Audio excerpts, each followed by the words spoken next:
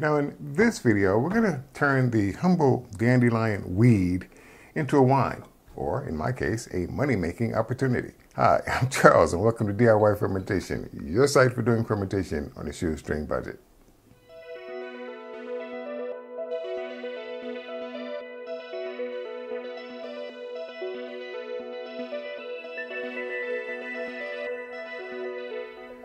Now to make our dandelion wine, we are going to need a lot of dandelions. This happens to be about 4 cups of dandelion heads, of which we will need a lot more than this. We need at least 4 quarts, or 4 liters, or 16 cups, depending on how you want to look at it, of dandelion heads.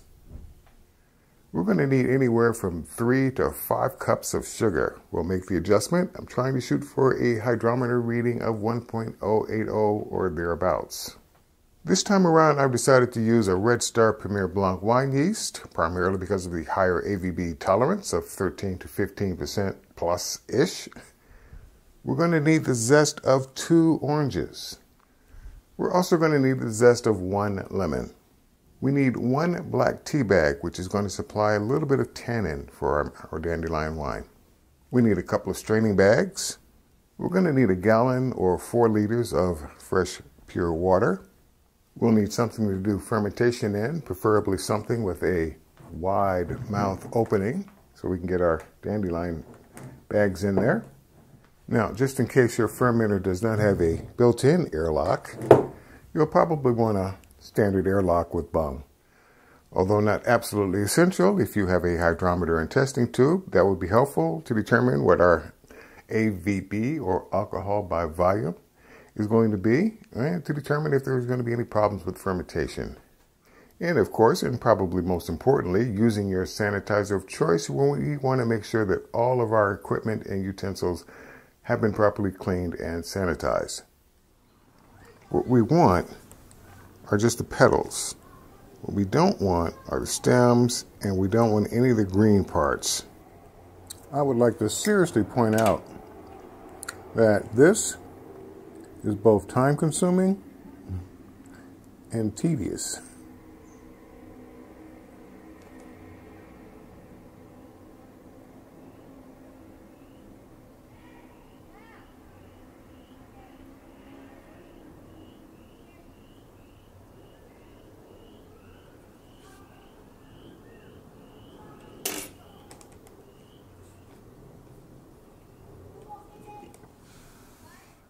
Might as well go ahead and start zesting these oranges and lemons.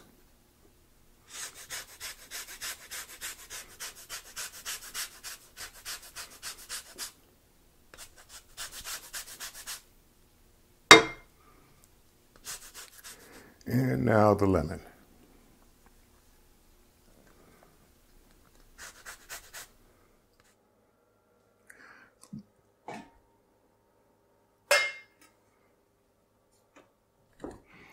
We have our gallon of clean filtered water, and let's go ahead and add that to the pot.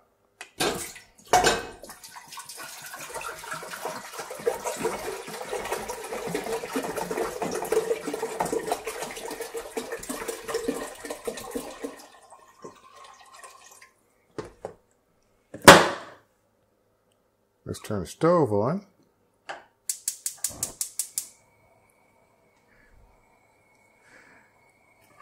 And let's bring this up to a boil. Now that we've got all our dandelion petals collected, what we really want to do is get them into some straining bags, because we want to give these things a good rinse. Let's see if there's an easy way of doing this.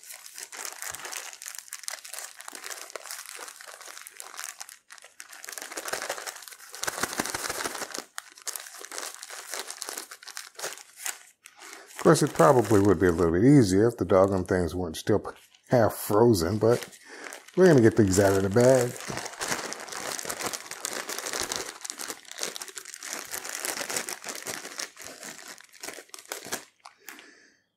And go ahead and add the next one.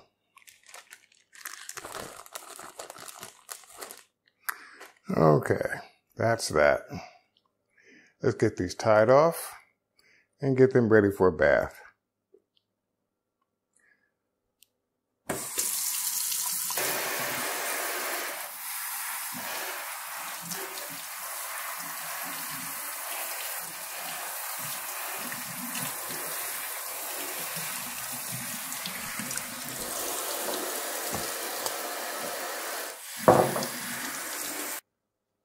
With our water now at a good boil, we're going to go ahead and drop in our dandelion.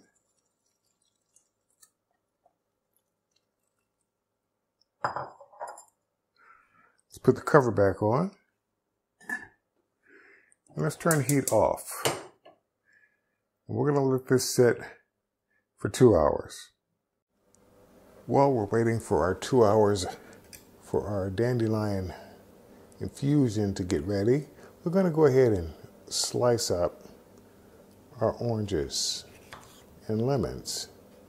And no, these are not the same oranges and lemons that I used earlier on. That was like a week ago.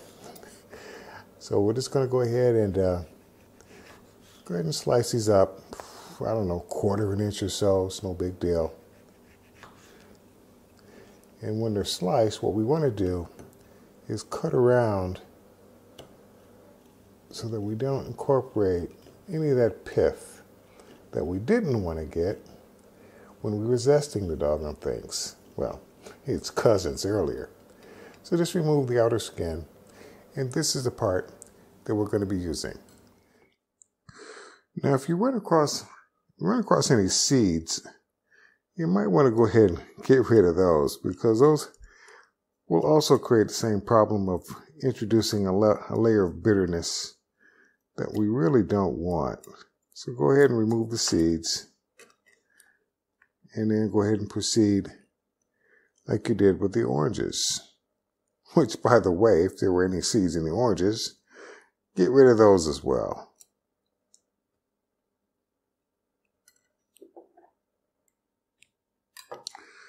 And now let's get all of this into a straining bag.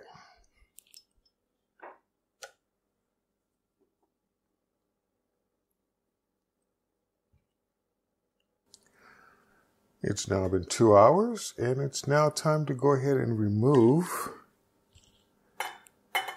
our dandelion petals. Now we want to strain off as much of this as possible. Let's get as much of that goodness out of these petals as we can. Just go ahead and squeeze out all that juice.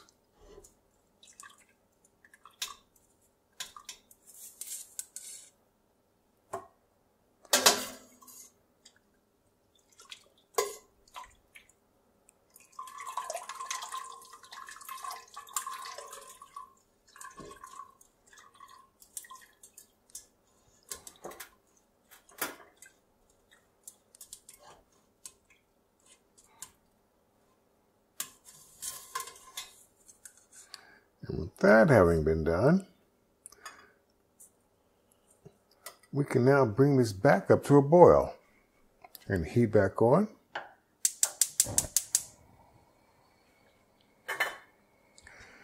And to speed the process up a bit, let's put a cover back on. Okay, we're going to add our orange and lemon zest into its own little straining bag. Only because we're going to be taking those out before we take out the orange and lemon slices. So let's just get those into a bag.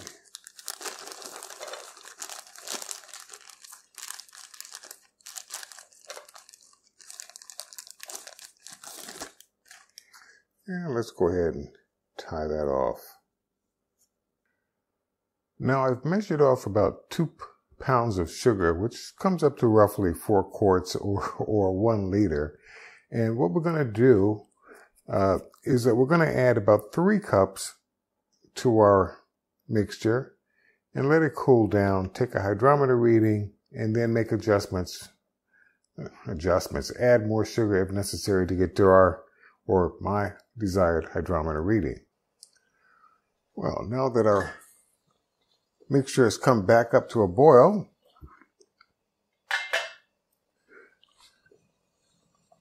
we're going to go ahead and add in our zest mixture. Turn the heat back off.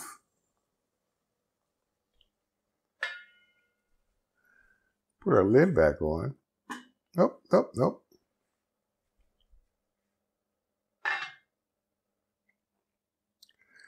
We now want to add in our sugar. Of the approximately 2 pounds or 4-ish cups of sugar that we've got, I'm going to add in about, well, I don't know, roughly 3 cups worth. Experience has taught me never add in a lot of sugar when you don't know what the hydrometer reading is going to be at the end. But at least while our mixture is still hot, your sugar will dissolve very easily. So let's go ahead and give that a quick little stir. And now we can put our lid back on and let that come down to room temperature. Now that our mixture has come down to room temperature after having let it sit overnight, we now need to transfer it from the pot to the fermenter. And normally I would be doing this over the kitchen sink, but since the kitchen sink is currently not available to me at the moment, I'm going to do it old school. I'm going to try doing it over the desk, hopefully without spilling it. Like that.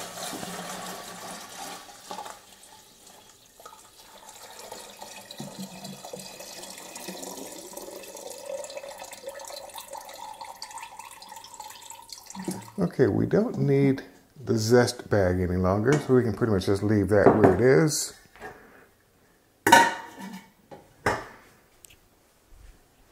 And for the moment, let me go ahead and put my cover back on. Okay, remember that tea bag we talked about earlier? We made 1/4 cup of really strong black tea, which is acting as our tannin substitute, so we're going to go ahead and add that to the mix. And while we're at it, our lemon and orange slices, we'll go ahead and add that to the mix. And now let's get ready to add the yeast.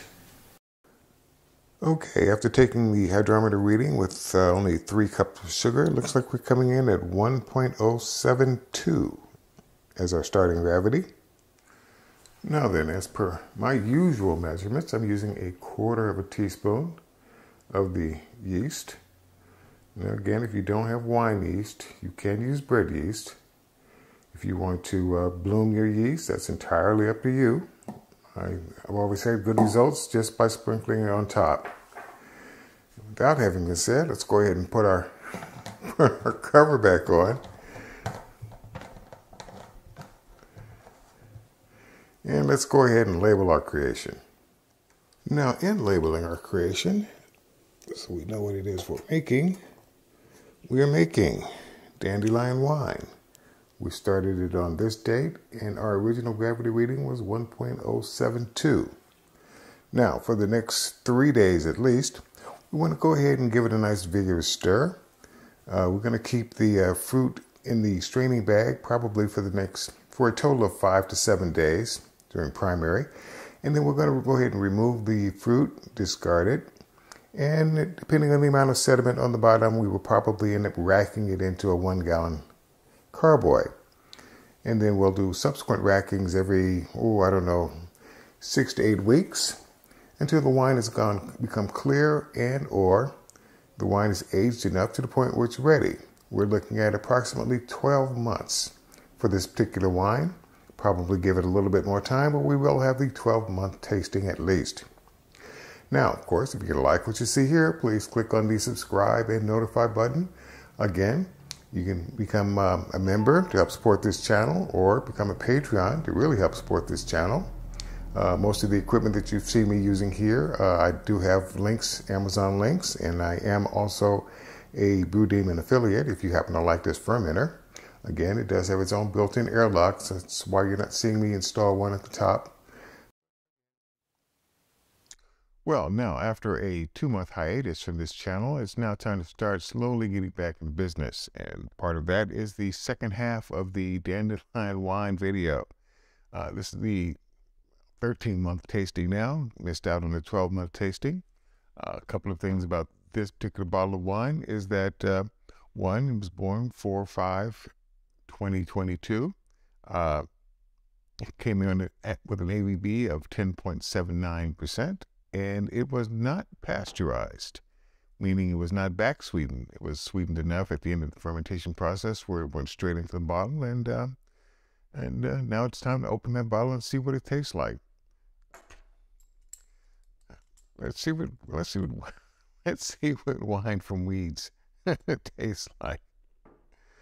Let's get right into it. I need to make this a short video because I need to get out of here fairly soon. Go earn some extra money.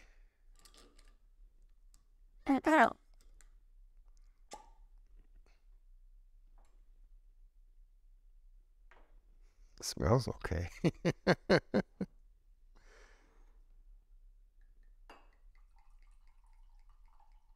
I will make this a short glass because it is now, what is that, 8:17 a.m. So I'm going to try and make this one a short glass.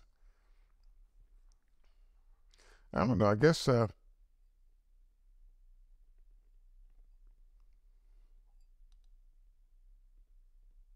if I had to give it a smell, it smells a little bit like Chardonnay. If you can just discern what Chardonnay smells like, it doesn't smell bad. At only 10.79% ABV, alcohol by volume. You can smell it. Yep, you can smell the alcohol, but then again, this is not a connoisseur wine tasting channel, so we're just gonna go ahead and find out, was it worth it?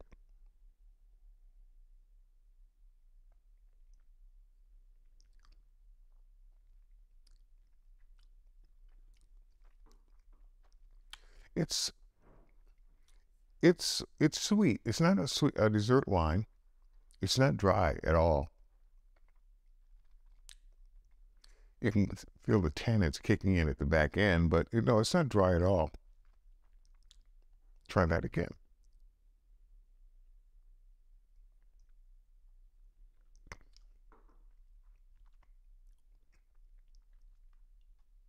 Yeah, a little bit of astringency on the back end. But apart from that, no, this turned out okay. Dandelion wine. Even though it's been over a year, I still see myself as walking through those fields picking those damn dandelions. It took several days to do because I had to make multiple trips. But no, if you've got a lawn and you've got an issue with your lawn with dandelions and you haven't been spraying any weed killer or anything like that to try and control it, I don't see why not. Go ahead and give it a shot.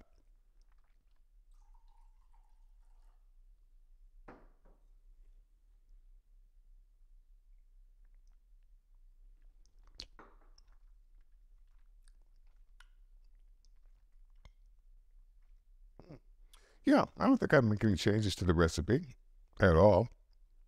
Leave it the way it is. Turned out okay. Because it was not pasteurized, the flavors were not slightly softened, which is what pasteurization has a tendency to do, I find. But no, yeah, overall, I'd say this turned out okay.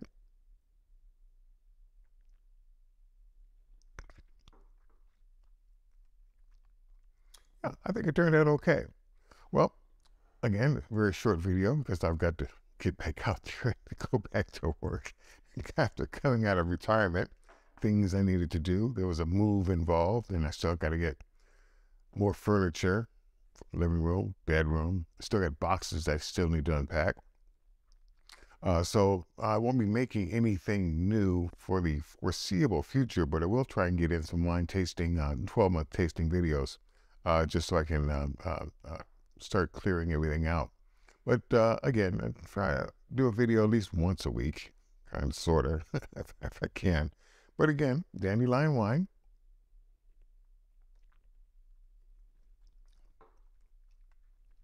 Turned out okay. Don't think I'm going to try making a dandelion salad, though. For some reason, I just can't, in my mind, I just can't clear that hurdle unless the world comes to an end and that's the only thing left to eat. But as far as using the dandelion tops, the flowers themselves, without the foliage, yeah, it's turned out okay.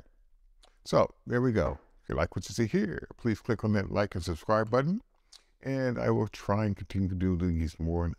I will try to continue to do these on a more consistent basis. So I'll see you in the next video.